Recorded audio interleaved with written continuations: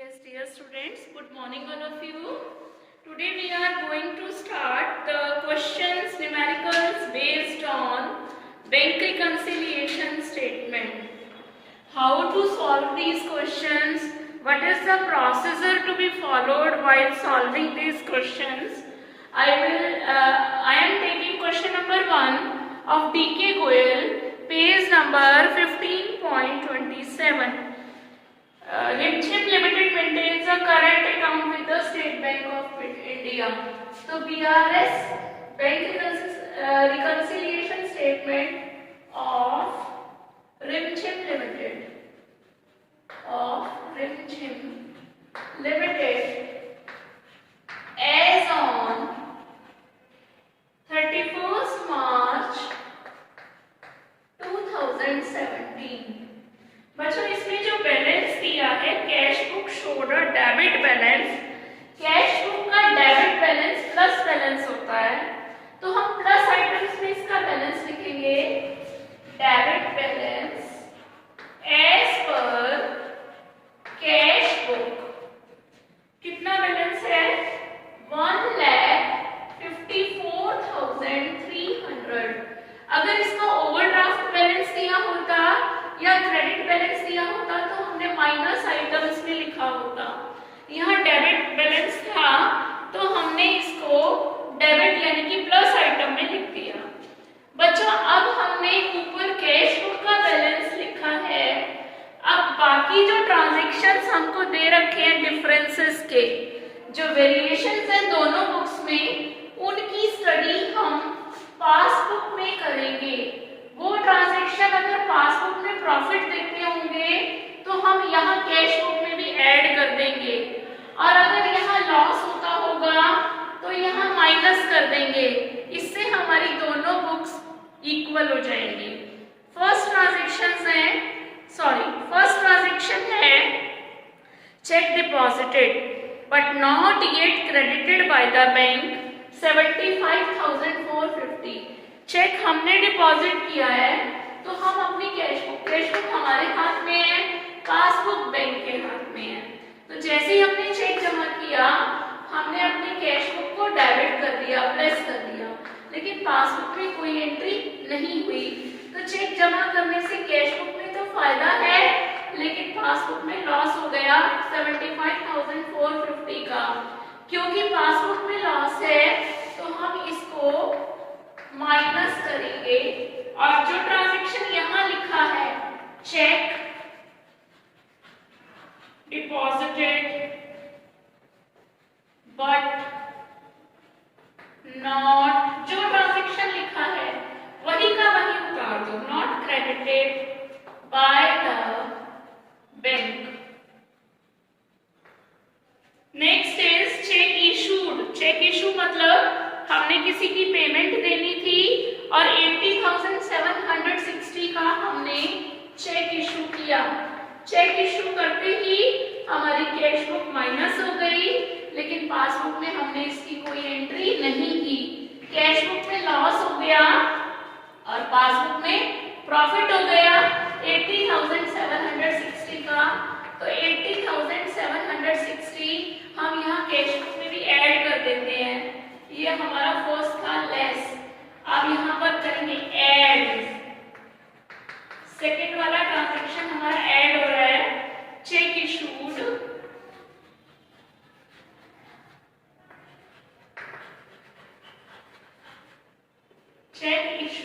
But not presented for payment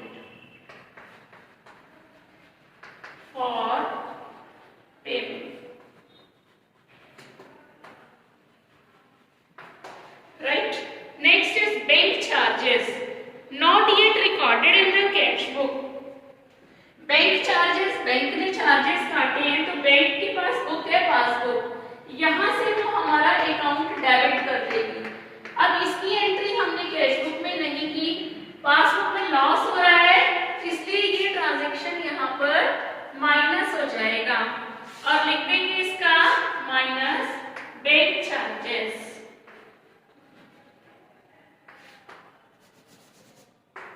bank charges debited in the passbook. Debited in passbook. Next is check received by the bank directly from trade debtors. Bank receive कर रही है हमारे customer से 1,35,000 की check 200 से direct जमा कर रहे हैं हमारे कस्टमर्स हमारे बैंक में, तो पासबुक में प्रॉफिट है, इसलिए इसको यहाँ पर भी ऐड करना पड़ेगा। तो यहाँ पर लिख देंगे add cheques directly deposited by the customers. Next is dividend collected by the bank but not yet recorded in the cash book. अब एक डिविडेंड कलेक्ट किया 1,000 रुपए का, बैंक ने कलेक्ट किया, तो हमारी पासबुक में फायदा हो गया क्योंकि बैंक हमारे अकाउंट को क्रेडिट करेगी। फायदा हो गया तो हम यहाँ भी ऐड करेंगे, add dividend collected by the bank. Next is insurance premium paid by the bank. Insurance premium bank ने पे किया है। अब कितना पे किया है? 15,400 इंश्योरेंस प्रीमियम बैंक ने पे किया, यानी कि उसने हमारे अकाउंट को क्या किया होगा? डेबिट, यानी कि माइनस किया होगा। तो यहाँ पर हमें पासबुक में लॉस हो रहा है, यहाँ लिख देंगे हम 15,400, यहाँ भी माइनस होगा, लिख देंगे insurance premium paid by the bank. लेकिन कैश बुक में इसकी कोई एंट्री नहीं थी। बच्चों अब इसकी क्लोजिंग कैसे करेंगे, एंड कैसे करेंगे, ये वर्किंग मैं मिटा रही हूं। इसकी एंडिंग देखो, ये आपका प्लस आइटम्स का कॉलम था, ये माइनस आइटम्स का कॉलम था। हमने दोनों कॉलम्स का टोटल कर दिया, दोनों कॉलम्स का टोटल हमारे पास आया। इसका डेबिट साइड का आया 3,71,260 और इसका आया 91,985। अब कौन सी साइड ज्यादा है? प्लस वाली ज्यादा है। जो अब ऊपर कैश बुक लिखा था तो नीचे का पासबुक का प्लस बैलेंस यानी कि क्रेडिट बैलेंस आएगा। यहाँ लिखेंगे हम credit balance as per passbook. दोनों का डिफरेंस देखा तो ये आ गया 2,79,275। अब इनका टोटल सेम हो गया 3,71,260। 3,71,260। ऊपर जब हम कैश बुक लेके चल रहे हैं तो पासबुक का आंसर आएगा, और ऊपर अगर पासबुक का बैलेंस लिया है तो कैश बुक का आंसर आएगा। अगर आपकी प्लस साइड एक्सीड कर रही है तो पासबुक का भी प्लस बैलेंस यानी कि क्रेडिट बैलेंस आएगा, और अगर आपकी माइनस साइड का टोटल ज्यादा है तो आपका पासबुक का भी माइनस वाला बैलेंस आएगा। बच्चों ये आपका पॉजिटिव बैलेंस से हमने क्वेश्चन लिया था। अब मैं आपके सामने क्वेश्चन नंबर 6 ले रही हूं, जहां overdraft balance of cash book से क्वेश्चन शुरू करना है। ठीक है, तो question number 6।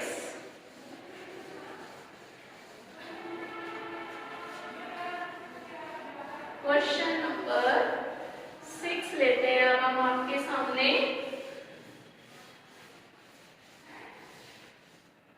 Question number 6, bank reconciliation statement आपको बनाना है इस क्वेश्चन में।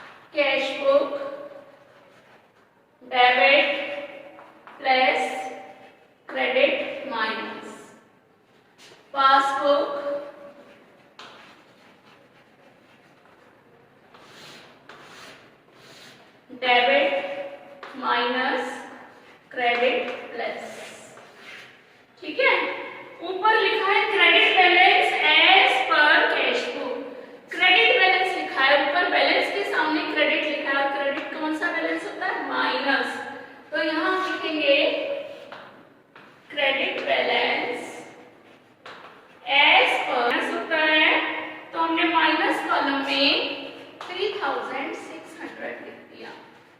नेक्स्ट इज, अब हम ऊपर कैश बुक लिखे, सेम प्रोसीजर फॉलो होगा। पासबुक में अगर प्रॉफिट होगा तो ऐड कर देंगे और अगर लॉस हो रहा होगा तो माइनस कर देंगे। चेक इशू किया क्रेडिटर को, फर्स्ट ट्रांजैक्शन, जैसे ही चेक इशू किया आपने कैश बुक में क्रेडिट कर दिया, लेकिन इसकी एंट्री यहाँ नहीं हुई, नॉट रिकॉर्डेड फॉर पेमेंट। अब यहाँ पर कैश बुक में नुकसान हो गया, लेकिन पासबुक में इसकी एंट्री नहीं हुई, इसलिए यहाँ फायदा हो रहा है, इसको हम ऐड करेंगे। जो लिखा है इसमें ट्रांजैक्शन, ये फर्स्ट था, second add check issued but not presented for payment. Next is check deposited into bank for collection. Cheque हमने बैंक भेजे जमा करने के लिए, तो पहले हमने जैसे ही चेक रिसीव किए हमने अपनी कैश बुक को डेबिट कर लिया, but not collected by the bank. Bank ने इन्हें कलेक्ट नहीं किया, यहाँ नुकसान हो गया, तो हम 1540 को यहाँ भी माइनस कर देंगे और लिखेंगे माइनस चेक डिपॉजिटेड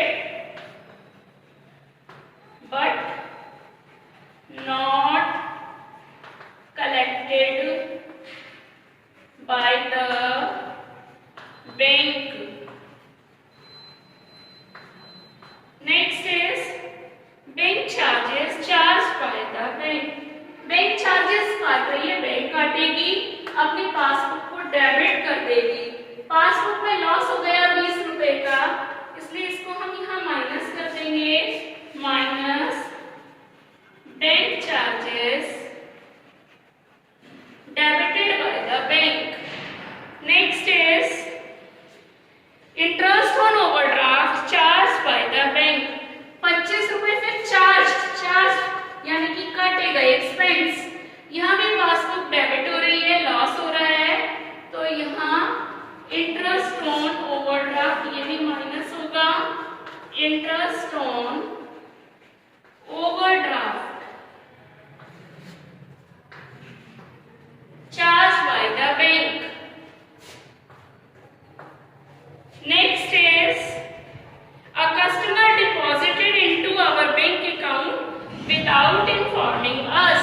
एक कस्टमर ने डायरेक्ट हमारे बैंक अकाउंट में जमा करा दिए, यानी कि 240 रुपीज का पासबुक में फायदा हो गया, हमें इंफॉर्मेशन नहीं थी, हमने 240 रुपीज का यहाँ भी ऐड कर दिया। Customer directly deposited into bank, directly deposited into our bank account। ठीक। Next is bank paid house tax on our behalf। हमारे behalf पर 35 रुपए का बैंक ने हमारा हाउस टैक्स पे किया। हाउस टैक्स पे किया तो पासबुक को बैंक ने क्या किया, डेबिट किया, नुकसान हो गया, खर्चा है, हमारे पास इंफॉर्मेशन नहीं थी, इसलिए हमने उसकी कोई एंट्री नहीं की थी। अब हम यहाँ पर कर रहे हैं माइनस क्या था ये, house tax paid by bank, house tax paid by bank. अब इसकी क्लोजिंग कैसे करेंगे, अब ये मैं आपकी वर्किंग यहाँ से इरेज कर देती हूँ।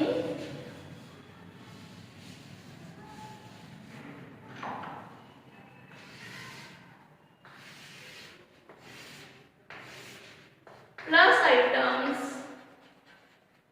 पर्टिकुलर्स, माइनस आइटम्स, दोनों कॉलम्स का टोटल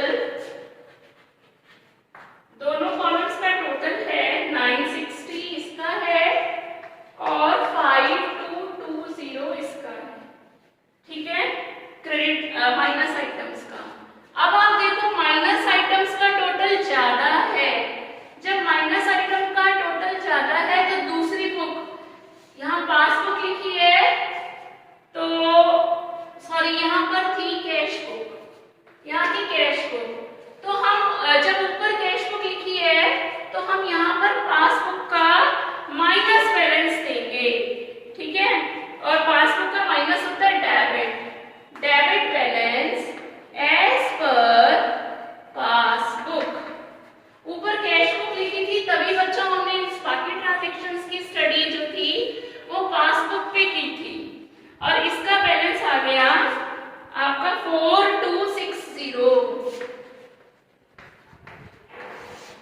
और टोटल 5220।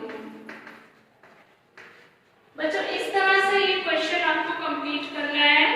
ऊपर अगर कैश बुक का बैलेंस है तो वर्किंग में पासबुक पर इफेक्ट देखना, प्रॉफिट है तो ऐड करते चलो, लॉस है तो माइनस करते चलो। ये दो क्वेश्चंस मैंने बच्चों आज आपकी इस वीडियो में मैं आपको भेज रही हूँ और इस पर बेस्ड न्यूमेरिकल्स भेजूंगी। Okay students, good bye all of you, enjoy your day and do the homework punctually. Passbook